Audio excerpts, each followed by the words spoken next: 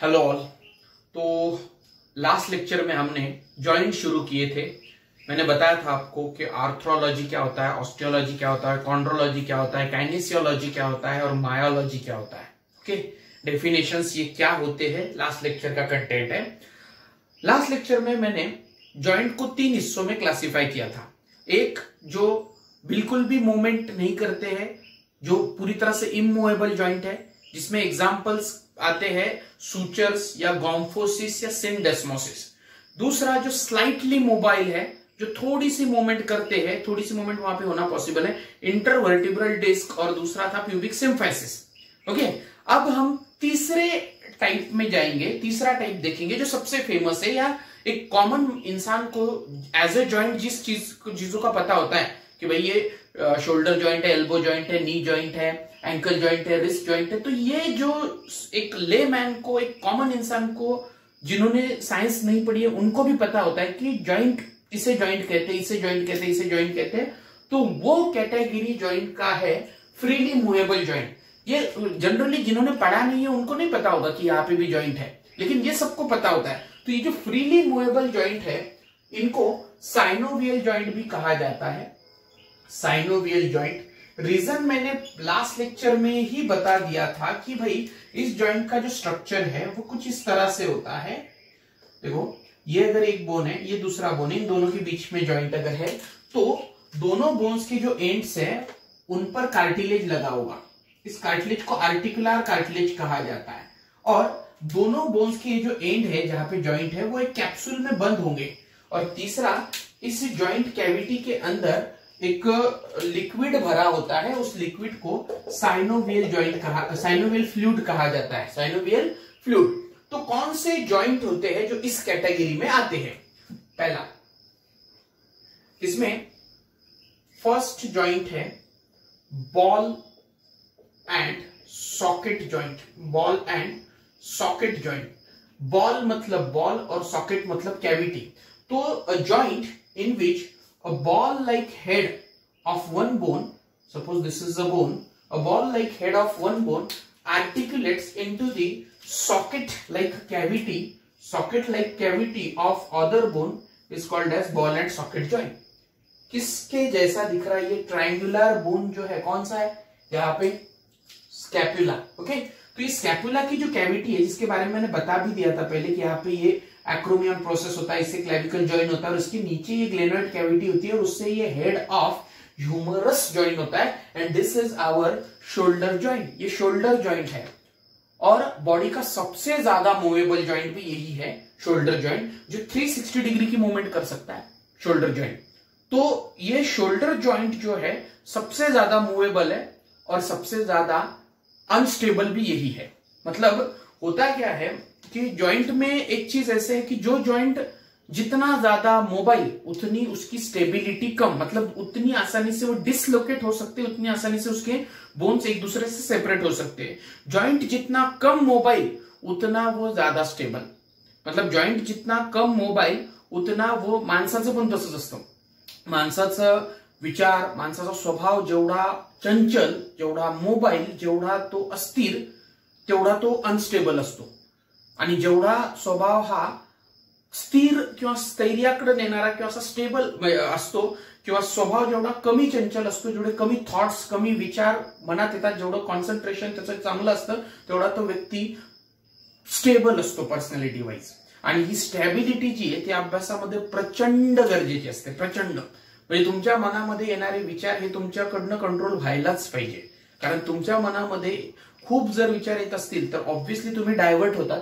तुम्ही डायव्हर्ट झाले की तुमचा अभ्यासावरचा फोकस, म्हणजे कितीतरी मुलांना लेक्चर बघत असताना मी मागच्याच लेक्चरमध्ये म्हटलं होतं की तुम्ही फोन समोर ठेवून हातात तो नोटबुक आणि पेन घ्यायचंय, आणि जे जे पॉइंट्स तुम्हाला इम्पॉर्टंट वाटतात ते फक्त लिहत राहायचंय। की काहीतरी पॉइंट मी बोललो की हा इम्पॉर्टंट आहे, तो इम्पॉर्टंट आहे, फक्त नोट डाऊन करायचे। आणि ज्या वेळेला लेक्चर संपतं त्यावेळेला फक्त त्याच्यावरनं नजर फिरवायची, आणि आपल्याला ते पॉइंट्स रिकॉल होतात का तेवढं बघायचंय। जर तुम्हाला सगळे पॉइंट्स रिकॉल झाले याचा अर्थ तुम्ही पूर्ण वेळ लेक्चरमध्ये प्रेझेंट होता, किंवा लेक्चर तुम्ही पूर्ण प्रेझेंट माइंडनं बघितलेलं आहे। आणि जर तुमच्याच्यानं काही पॉइंट सुटले किंवा काही पॉइंट्स तुमच्याच्यानं नोट डाऊन झाले नाही, काही पॉइंट्स तुम्हाला लिहिलेले पण आठवतच नाही की काय बोलले होते किंवा काय डिस्क्रिप्शन होतं, तर याचा अर्थ तुम्ही लेक्चरच्या दरम्यान कुठंतरी डेव्हिएट झाले होते, डायव्हर्ट झाले होते. तर स्टेबिलिटीसाठी प्रयत्न करा, मन शांत ठेवा आणि अभ्यासावर फोकस वाढवा.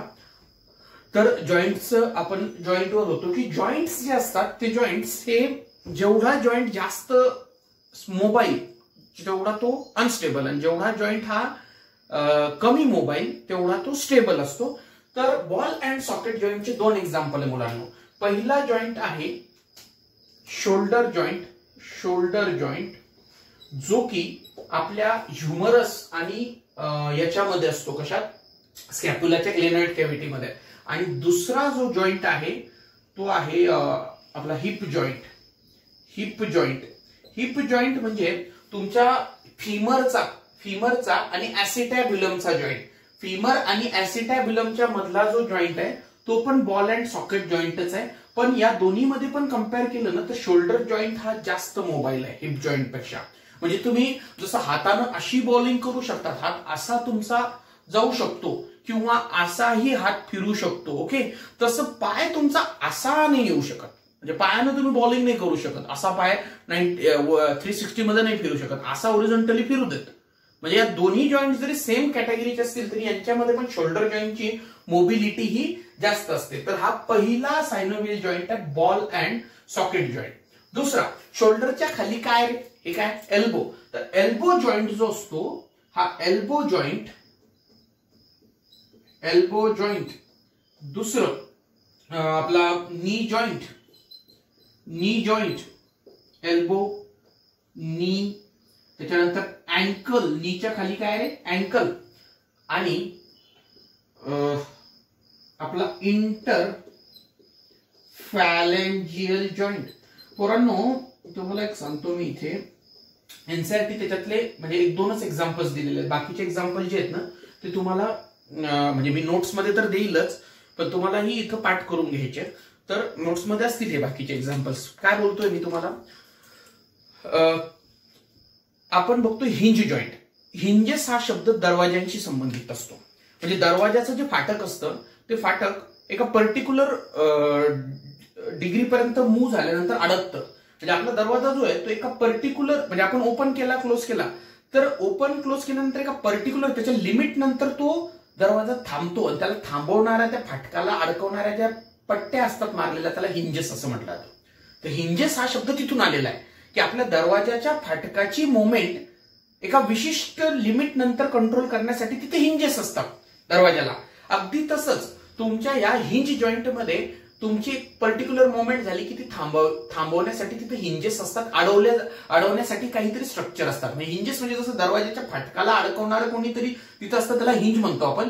तसंच आपल्या जॉईंटमध्ये पण तिथं या जॉईंटच्या मोमेंटला थांबवण्यासाठी, अडकवण्यासाठी हिंजेस असतात. मग आता अशा जॉईंटला हिंज म्हणतात. म्हणजे फॉर एक्झाम्पल आता हा एल्बो आहे, हा बेंड झालेला आहे, याला स्ट्रेट केलं मी. आता मी जर याच्या खाली करण्याचा प्रयत्न केला तर होईल का? म्हणजे माझा एल्बो जर मला इथून खाली न्यायचा आहे, होईल का? नाही, काहीतरी इथं अडकवतोय. तुम्ही करून बघा वाटल्यास, तुम्हाला इथं काहीतरी रेजिस्टन्स जाणवेल जोरात जर केलं तर. हा जो रेजिस्टन्स आहे इथं फील होतोय तो जसं दरवाजाला ती हिंज त्या फाटकाला अडकवतोय दरवाजाच्या, अगदी तसंच तुमच्या बोनच्या मोमेंटला इथं कोणीतरी अडकवतोय. आणि म्हणून या जॉईंटची मोमेंट जी आहे ती तिथं थांबतीये 180 डिग्रीवर. 180 डिग्रीच मोमेंट असते याची. अगदी तसंच काय आपला नी जो आहे, म्हणजे आपल्या नीची पण मोमेंट तशीच आहे. नी जॉईंट जो आहे ना मुलांना, एक एमसीक्यू परत अजून सांगून देतो तुम्हाला. लार्जेस्ट सायनोव्हियल जॉईंट कुठला, असा जर प्रश्न आला तुम्हाला, लार्जेस्ट सायनोव्हियल जॉईंट, तर इट इज नी जॉईंट. कुठे गेला नी? हा, knee joint is the largest synovial joint. Okay, largest synovial joint. मी पुढे बोलत होतो की पाय, नी जो आहे तो नी, मला जर वाटलं सपोज असा, तर मी पायात खाली पडलेली एखादी गोष्ट, सपोज काहीतरी पेन वगैरे पडला तर आपण पायानं असं समोरून इथपर्यंत आणू शकतो का रे? म्हणजे तुमचा पाय जो आहे तो भेंड होऊन असा समोरून इथपर्यंत येईल का? किंवा बाहेर घे, असं होतं का? नाही होत. तुमचा पाय फक्त मागेच 180 डिग्री मुवमेंट करू शकतो. सरळ झाला की त्याच्या पुढे नाही येत. अगदी तसंच एल्बोचं पण आहे, हा त्याच्या खाली नाही जात. आपला अँकल जो आहे, अँकल, तो अँकलची पण अशीच 180 डिग्री म्हणजे एकाच प्लेन मध्ये मुवमेंट असते. आणि तशीच मुवमेंट या इंटरफॅलेंजियल म्हणजे बोटांचे जे मधले जॉईंट्स आहेत ना, हे इंटरफॅलेंजियल जॉईंट्स जे आहेत, इथं नाही, इथं नाही, मागे नकल्स पर्यंत नाही म्हणत मी, फक्त बोटांच्या मध्ये जी मुवमेंट आहे त्याला ती मुवमेंट पण जी आहे ती हिंज जॉईंट मुळेच आहे. म्हणजे मी जॉईंट कुठले सांगितले, एल्बो, पाठ करा, एल्बो. सेकंड इज नी, पायामध्ये, त्याच्या खाली अँकल, आणि इथे हातामध्ये काय इंटरफॅलेंजियल जॉईंट. म्हणजे इंटरफॅलेंजियल जॉईंट जे असतात ते अँकल, नी आणि एल्बो एवढे एक्झाम्पल्स हिंज जॉईंटचे आहेत. पुढचा कन्सेप्ट, पुढचा जो जॉईंट आहे त्याचं नाव आहे gliding joint. Gliding joint, glide होणे म्हणजे घसरणे एकमेकांवर. तर आपल्या हातामध्ये इथं छोटे छोटे गोट्यांसारखे 8 बोन्स आहेत आणि पायांमध्ये तसेच 7 बोन आहेत. हातातल्या बोन्सला म्हणतात कार्पल बोन्स, हातातल्या बोन्सला म्हणतात कार्पल बोन्स, आणि पायातले जे बोन्स असतात त्यांना म्हणतात टार्सल बोन्स. हे टार्सल किंवा कार्पल बोन, तुम्ही हात असा वेगळ्या वेगळ्या डायरेक्शन मध्ये किंवा पाय पण तसाच मूव्ह केला तर तुमचे बोन एकमेकांवर घसरतात हे. ओके, आणि हे घसरण्याची जी किंवा स्लाइड होण्याची जी काय मोमेंट आहे ती ज्या जॉईंट मध्ये होते, म्हणजे ते जो जॉईंट आहे जो यांना एकमेकांवर घसरू देतो या छोट्या छोट्या गोट्यांसारख्या बोन्सला, म्हणजे ह्या त्या गोट्या आहेत यांच्यामध्ये हे जे बोन्स आहेत, हे जे जॉईंट्स आहेत, these joints are gliding or sliding joint. तर जॉईंट बिटवीन कार्पल त्याला इंटरकार्पेल जॉईंट आणि जॉईंट बिटवीन टार्सेल तर त्याला इंटर टार्सेल जॉईंट्स असं म्हटलं जातं. जॉईंट शब्द दोन्हीसाठी कॉमन लिहिलाय मी. तर इंटरकार्पेल जॉईंट आणि इंटर टार्सेल जॉईंट हे दोन्ही ग्लायडिंग किंवा स्लाइडिंग जॉईंटचे एक्झाम्पल्स आहेत. सॉरी, ग्लायडिंग जॉईंटचे एक्झाम्पल आहे. तर ग्लायडिंग म्हणजे एकमेकांवर घसरणे, तर हे ग्लायडिंग मध्ये इंटरकार्पल आणि इंटरटार्सल हे याच्या व्यतिरिक्त एमसीक्यू पॉइंट आहे. आपल्या जे व्हर्टिब्रा असतात त्या व्हर्टिब्रामध्ये, सपोज हा व्हर्टिब्रा असेल, त्या व्हर्टिब्रामध्ये प्रोजेक्शन असतं, त्यांना झायगॅपोफायसिस असं म्हटलं जातं. काय म्हटलं तर झायगॅपोफायसिस. इथं मला तुम्हाला डायग्राम दिसत असेल, ती झायगॅपोफायसिसच्या मधले बघा, व्हर्टिब्रामध्ये या डायग्राम मध्ये तुम्हाला 2 जॉईंट दिसतात. व्हर्टिब्राच्या बॉडीमध्ये जी डिस्क आहे, तुम्हाला जी डायग्राम दिसते त्याच्यामध्ये बॉडीच्या मध्ये जी डिस्क आहे ती इंटरव्हर्टिब्रल डिस्क आहे. इंटरव्हर्टिब्रल डिस्कचा जो जॉईंट आहे तो कार्टिलेजिनस जॉईंट आहे, स्लाइटली मुव्हेबल जॉईंट आहे. पण त्याच्या समोर किंवा त्याच्या बाजूला जो झायगॅपोफायसिसचा जॉईंट आहे तो झायगॅपोफायसिस जे आहेत व्हर्टिब्राचे, तर झायगॅपोफायसिसच्या तिथला जो जॉईंट आहे तो ग्लायडिंग जॉईंट आहे. Joint between zygapophysis of vertebrae, joint between, हा पॉइंट लक्षात ठेवा, हा एमसीक्यू आहे. झायगॅपोफायसिस ऑफ व्हर्टिब्रे, व्हर्टिब्राच्या झायगॅपोफायसिसच्या मधला जॉईंट. त्याच्यानंतर किती झाले, 3. Next joint is saddle joint. पुढचा जॉईंट जो आहे तो सॅडल जॉईंट आहे. सॅडल हा जो शब्द आहे मुलांनो, सॅडल म्हणजे एस आकाराचं. ओके, तर इथं किंवा घोड्यावरचं, ऍक्च्युली सॅडल म्हणजे एस आकाराचं म्हटल्यापेक्षा घोड्यावरचं जे खोगीर असतं ना बसायचं, घोड्यावरचं खोगीर माहिती का तुम्हाला? घोड्याचे वेगवेगळे पार्ट्स असतात. काल मी तुम्हाला स्टॅपिस सांगत असताना घोड्यावर बसण्यासाठी जे हे असतं तिथं पाय ठेवत असतात, माझ्या मते त्याला रिकीब असं म्हटलं जातं. हो, रिकीबच म्हटलं जातं. ज्याच्यावर पाय ठेवतात त्याला रिकीब म्हणतात, जो हातात घेतात त्याला लगाम म्हणतात, आणि ज्याच्यावर बसतात ते खोगीर असतं घोड्याचं, ज्याच्यावर बसतात ते खोगीर असतं. तर ते खोगीर जे आहे ना पोरांनो, त्याचा शेप काहीसा असा असतो. इथं तो रायडर जो आहे, हॉर्स रायडर, तो बसत असतो. तर हे जे खोगीर आहे याच्या आकाराचा या बोनचा शेप असतो. एक बोन असं असतं आणि दुसरं जे बोन आहे याच्यासोबत जॉईन होणार त्याचा पण आकार असाच असतो. पण इथं एक गंमत अशी आहे की जिथं या बोनचा कॉन्केव्ह पार्ट आहे तिथं समोरच्या बोनचा कॉन्व्हेक्स पार्ट असतो, आणि जिथे याचा कॉन्व्हेक्स पार्ट आहे तिथे याचा कॉन्केव्ह पार्ट असतो. म्हणजे हा जो जॉईंट आहे इथं कॉन्केव्ह कॉन्व्हेक्स, कॉन्व्हेक्सो कॉन्केव्ह असं असतं. म्हणजे या बोनचा कॉन्केव्ह तर याचा कॉन्व्हेक्स, आणि याचा कॉन्व्हेक्स तर याचा कॉन्केव्ह. याच्यामुळे हे बोन जे आहेत ना एकमेकांमध्ये असे बसले की 2 ठिकाणी एकमेकांमध्ये फिट बसतात. ते 2 ठिकाणी एकमेकांमध्ये फिट बसतात आणि याला सॅडल जॉईंट म्हणतात. हा जॉईंट कुठे असतो तर हा जॉईंट आपल्या अंगठ्याचा, जो मी बोललो होतो अगोदर, मी तुम्हाला याच्यात सांगेल म्हणून अगोदर, हा जॉईंट आपल्या अंगठ्याचा जो कार्पेल बोन आहे, कार्पेल आणि मेटाकार्पेल, अंगठ्याकडचा फर्स्ट कार्पेल मेटाकार्पेल जो आहे ज्याच्यापासून आपला थंबचा जॉईंट बनलेला आहे, तर तो फर्स्ट कार्पो मेटाकार्पल जॉईंट हा याच्यापासून बनलेला आहे. म्हणजे तो या टाईपचा जॉईंट आहे, सॅडल जॉईंट, की जिथं कार्पलचा सरफेस असा आहे आणि त्याच्या पुढे मेटाकार्पलचा असा आहे, आणि त्याच्यामुळे ते दोन वेळा कॉन्केव्ह कॉन्व्हेक्स असं ते एकमेकांमध्ये फिट बसतात.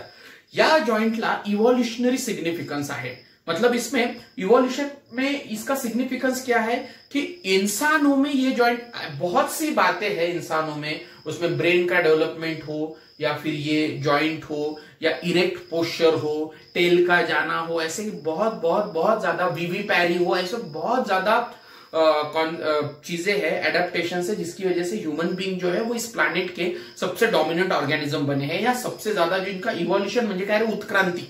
इव्होल्यूशन म्हणजे उत्क्रांती, की इतर प्राण्यांच्या कंपॅरेटिव्हली माणूस हा इतका पुढे कसा गेला, तर त्याच्यात भरपूर फॅक्टर रिस्पॉन्सिबल आहेत. त्या सगळ्या फॅक्टर्स पैकी one of the factor is this joint. एक फॅक्टर हा पण आहे की थंब जॉइंट जो आहे, आपला थंब या हा बाकी बोटांपेक्षा वेगळ्या प्लेनमध्ये, या प्लेनमध्ये, आणि आपलं थंब जे आहे ते इतर सगळ्या बोटांना टच करू शकतो. असा पंजा असला तर टच नाही करता येत. आणि या जॉइंटमुळे आपण पेन असेल, पेन्सिल असेल किंवा सुईत धागा टाकण्यासारखी छोटी छोटी ऍक्टिव्हिटी तुम्ही इमॅजिन करा ना.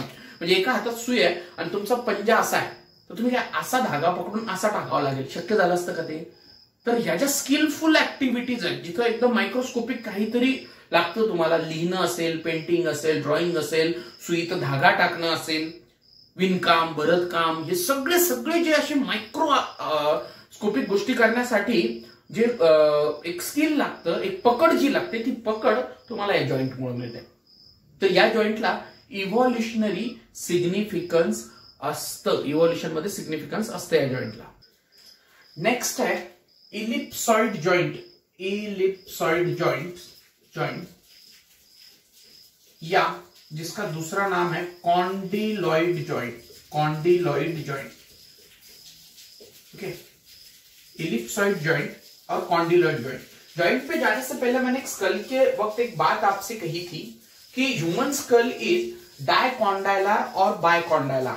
ये पॉइंट तो एनसीईआरटी में दिया है, लेकिन इससे रिलेटेड कुछ एमसीक्यूज है कि मोनोकॉन्डाइलर किसका होता है फिर.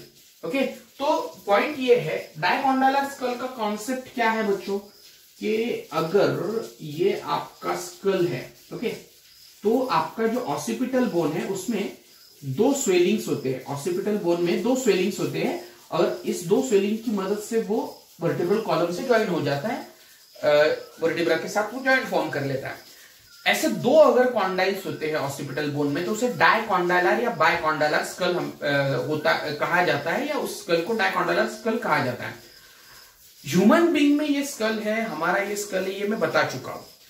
और मैं यहां पे आपको एमसीक्यू बताऊंगा दो, कि और किसमें डायकॉन्डाइलर स्कल होता है. तो एम्फीबियंस में डायकॉन्डाइलर स्कल होता है. मतलब ह्यूमन के साथ साथ एम्फीबियंस के जो स्कल है उनमें भी दो कॉन्डाइल्स है. एमसीक्यू ठीक से समझ लेना ये.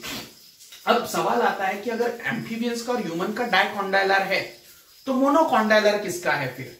तो मोनोकॉन्डाइलर स्कल यानी जिसके ऑसिपिटल में सिर्फ एक ही स्वेलिंग है, ये अगर ऑसिपिटल बोन है तो उसका एक ही स्वेलिंग है, एक ही प्रोट्रूबरेंस है, एक ही एनलार्जमेंट है, तो उस स्कल को क्या कहोगे बच्चों, मोनोकॉन्डाइलर स्कल. क्या कहोगे, मोनोकॉन्डाइलर स्कल. मोनोकॉन्डाइलर स्कल किसमें होता है, एमसीक्यू अगर पूछता है कोई भी, तो दो चीजें याद रखना, रेप्टाइल्स और सेकंड इज बर्ड्स. रेप्टाइल्स और बर्ड्स का स्कल मोनोकॉन्डाइलर है. रेप्टाइल और बर्ड्स का स्कल मोनोकॉन्डाइलर है. तो एम्फीबियंस का स्कल और ह्यूमन का स्कल डायकॉन्डाइलर, और मोनोकॉन्डाइलर रेप्टाइल और बर्ड्स का स्कल का पॉइंट है ये. कुछ एनसीईआरटी के बाहर के एमसीक्यूज है, यहाँ पे कवर किए गए. तो कॉन्डिलॉइड जॉइंट का इसका कुछ लेना देना है क्या, बिल्कुल नहीं. मुझे मतलब यहाँ पे बात निकली है तो मैंने बता दिया. कॉन्डिलॉइड जॉइंट जो है वो कहां पे होते हैं, तो आपके जो मेटाकार्पल होते हैं, मेटाकार्पल, और उंगलियों में क्या है, फैलेंजेस. तो ये मेटाकार्पल जो पाम में है और आगे उंगलियों में, तो ये जो जॉइंट दिख रहा है जिसको नकल्स हम कहते हैं यहाँ पे, तो ये जो नकल्स है, these are the condyloid joint और इलिप्सॉइड जॉइंट.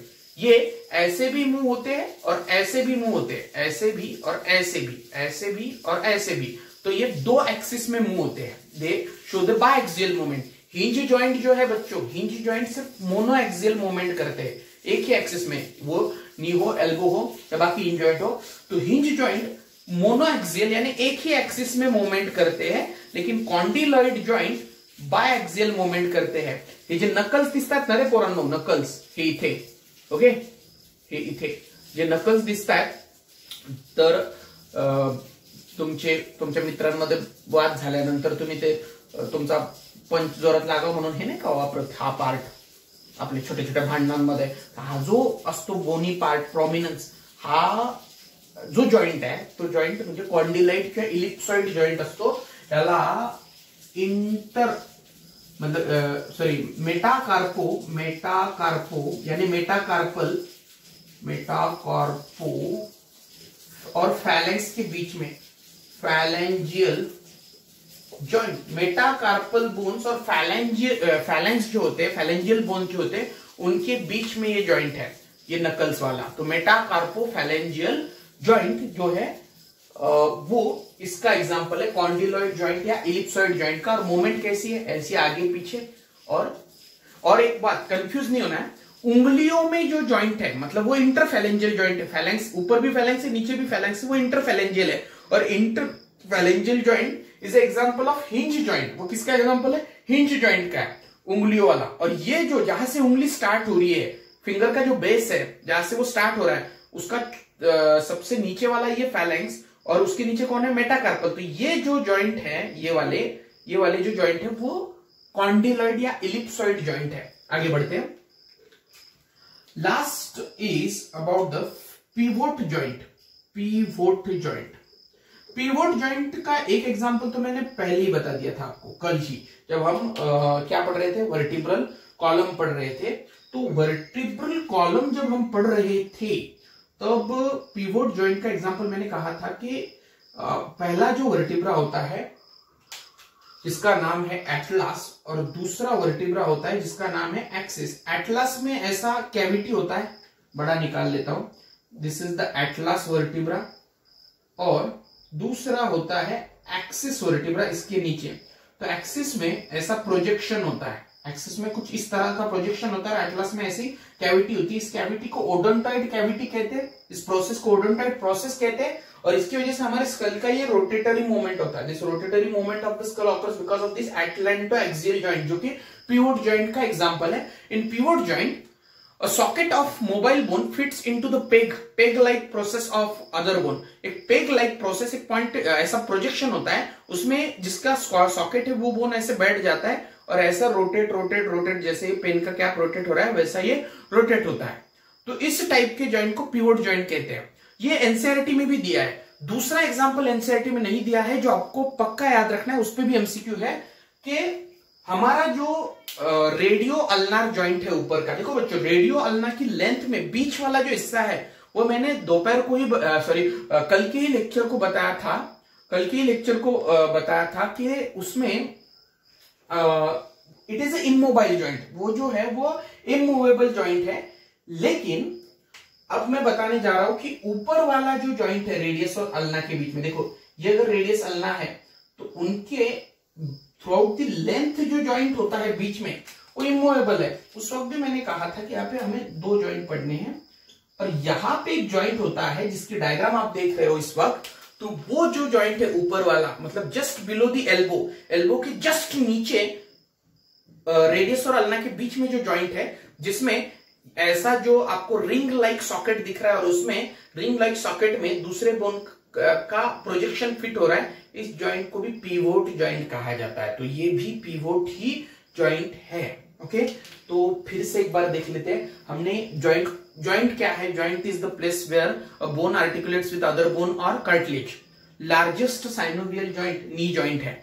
जॉइंट को हमने मोबिलिटी पे बेस 3 हिस्सों में डिवाइड किया था, immovable, slightly movable, freely movable. Immovable joint में दो बोन के बीच में फाइब्रस टिश्यू होते हैं, इसलिए उसको फाइब्रस जॉइंट भी कहा गया। स्लाइटली मूवेबल में दो बोन के बीच में कार्टिलेज होता है, इसलिए उसको कार्टिलेजिनस जॉइंट कहा गया। और फ्रीली मूवेबल में दो बोन्स के बीच में साइनोवियल फ्लूइड होता है, इसलिए उसको साइनोवियल जॉइंट कहा गया। ये था क्लासिफिकेशन। कल के लेक्चर में हमने पहले दो टाइप्स कवर कर लिए थे, उसके एग्जांपल्स मेरे साथ रिकॉल कर लो अभी। इमूवेबल जॉइंट का एग्जांपल पहला है सूचर, दूसरा है गॉम्फोसिस और तीसरा है सिंडेस्मोसिस।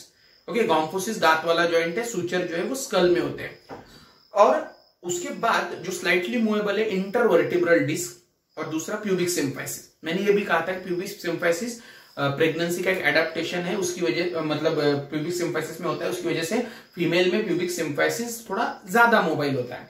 आज हमने फ्रीली मूवेबल जॉइंट शुरू किए थे जिनको साइनोवियल जॉइंट भी कहते हैं। शुरुआत थी बॉल एंड सॉकेट जॉइंट से, जिसमें ball like head of one bone articulates with the socket of other bone. Example आपका शोल्डर और हिप जॉइंट। शोल्डर जॉइंट सबसे ज्यादा मोबाइल जॉइंट है, इसलिए अनस्टेबल भी बहुत है, बहुत जल्दी अनस्टेबल हो जाता है। देन वो एक मूवी है डिशुम, देखा होगा आप लोगों ने, तो उसमें वो दिखाया जाता है, वो एक क्रिकेटर होता है, उस क्रिकेटर का मतलब खेलते समय जो है वो ये शोल्डर जॉइंट डिसलोकेट हो जाता है, वो अपने आप फिर वहां पे उसको ये कर लेता है, फिर से मतलब प्रॉपर पोजीशन में ले लेता है। तो ये शोल्डर जॉइंट के बारे में जो है आसानी से डिसलोकेट हो जाता है, मतलब बच्चों में तो काफी कॉमन है ये, छोटी सी इंजरी भी उसको डिसलोकेट कर सकती है, क्योंकि मोबिलिटी के साथ अनस्टेबिलिटी आती है। जितना ज्यादा जॉइंट मोबाइल उतना वो अनस्टेबल, जितना कम जॉइंट मोबाइल उतना वो stable. Elbow, knee joint, ankle joint, interphalangeal joint, ये हिंज जॉइंट के एग्जांपल्स है जो वन एक्सिस में 180 डिग्री के मूवमेंट तक मूवमेंट करते हैं, 180 डिग्री तक, उससे ज्यादा नहीं। तो इसमें हिंज ये वर्ड आता कहां से, तो दरवाजों में जैसे हिंजेस होते हैं जो दरवाजों के मूवमेंट को कंट्रोल करते हैं, वैसे ही जॉइंट के मूवमेंट को कंट्रोल करने वाले वहां पे कुछ स्ट्रक्चर्स होते हैं जो कि जॉइंट को एक पर्टिकुलर लिमिट के बाद मोबाइल नहीं होने देते। अब इनकी mobility compare to ball and socket joint कम है, इसलिए ये इनसे ज्यादा स्टेबल होते हैं। मतलब हिंज जॉइंट्स जो है वो बॉल एंड सॉकेट से ज्यादा स्टेबल होते हैं। एग्जांपल ठीक से याद रखना, इंटरफैलेंजियल, एंकल, इंटरफैलेंजियल मतलब उंगलियों के बीच के जॉइंट, एंकल, नी और एल्बो। नी बॉडी का सबसे बड़ा लार्जेस्ट साइनोवियल जॉइंट है। ग्लाइडिंग जॉइंट, ग्लाइडिंग म्हणजे घसरणे, सरकणे, तो अलग अलग मोमेंट में कार्पल्स एक दूसरे के ऊपर स्लाइड होते हैं, या फिर टार्सल्स एक दूसरे के ऊपर स्लाइड होते हैं। तो ये इंटरटार्सल, कार्पल जॉइंट जो है वो ग्लाइडिंग जॉइंट्स है, ग्लाइडिंग जॉइंट्स है। इसके अलावा joint between the zygapophysis of vertebra is also example of gliding joint. Saddle joint, saddle में होता क्या है, कॉन्केव कॉन्वेक्स, सामने वाला जो बोन रहेगा उसमें भी कॉन्वेक्स कॉन्केव। तो ये कॉन्केव और कॉन्वेक्स, इस एक बोन का कॉन्केव तो सामने वाले का कॉन्वेक्स, एक बोन का कॉन्वेक्स तो उसके सामने वाले का कॉन्केव, तो ये दो बार एक दूसरे में फिट होते हैं, तो जॉइंट ठीक तरह से स्टेबल भी होता है और मोबिलिटी बहुत ज्यादा है। इस जॉइंट का इवोल्यूशनरी सिग्निफिकेंस भी है। थंब जॉइंट है ये, मेटाकार्पल और कार्पल के बीच में फर्स्ट कार्पो मेटाकार्पल जॉइंट है वो। उसके बाद इलिप्सॉइड या कॉन्डिलॉइड जॉइंट, ये इलिप्सॉइड जॉइंट या कॉन्डिलॉइड जॉइंट जो है वो आपके मेटाकार्पल और फैलेंजेस के बीच में होते हैं, मेटाकार्पल और फैलेंजेस के बीच में होते हैं। आगे पिवोट जॉइंट, पहला एग्जांपल है एटलस और एक्सिस, और दूसरा जो एग्जांपल है वो अपर रेडियो अल्नार जॉइंट है। रेडियस और अल्ना के ऊपर वाले हिस्से में एल्बो के नीचे ये पिवोट जॉइंट होता है। कल का लेक्चर जो होगा उसमें डिसीजेस जो है लोकोमोशन और मूवमेंट या स्केलेटल और मस्कुलर सिस्टम से रिलेटेड डिसीजेस, उसके बारे में हम पढ़ेंगे। और साथ में बहुत कुछ ऐसे एमसीक्यू हो गए जो एनसीईआरटी में नहीं दिए हैं, कुछ ऐसे कॉन्सेप्ट हो गए जो एनसीईआरटी में नहीं दिए हैं, वो मैं कवर करूंगा। और वो कल का लेक्चर जो है, नेक्स्ट लेक्चर जो है वो लास्ट लेक्चर रहेगा इस टॉपिक का, उसके साथ टॉपिक खत्म हो जाएगा और अगला टॉपिक उसके दूसरे दिन शुरू होगा। Thank you.